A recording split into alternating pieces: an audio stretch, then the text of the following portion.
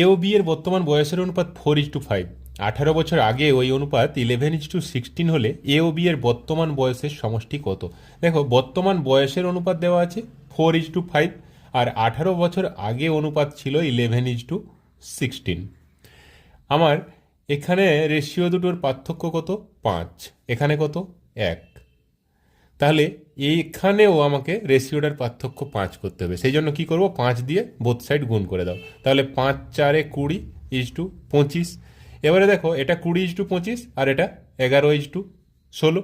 তাহলে এখান থেকে এটা কত কম? 9 কম। এটাও দেখো 9 কম। তাহলে এই 9 ইউনিট ইকুয়ালস টু 18 বছর। তাহলে 9 ইউনিট যদি 18 বছর হয়, তাহলে 1 ইউনিট ইকুয়ালস টু কত বছর? 2 বছর। তাহলে বর্তমান ওদের বয়সের সমষ্টি কত? টোটাল ইউনিট কত হচ্ছে? 20 + 25 45 ইউনিট। তাহলে 45 ইউনিট ইকুয়ালস টু 45 × 2, 90 বছর হয়ে যাবে। অপশান এই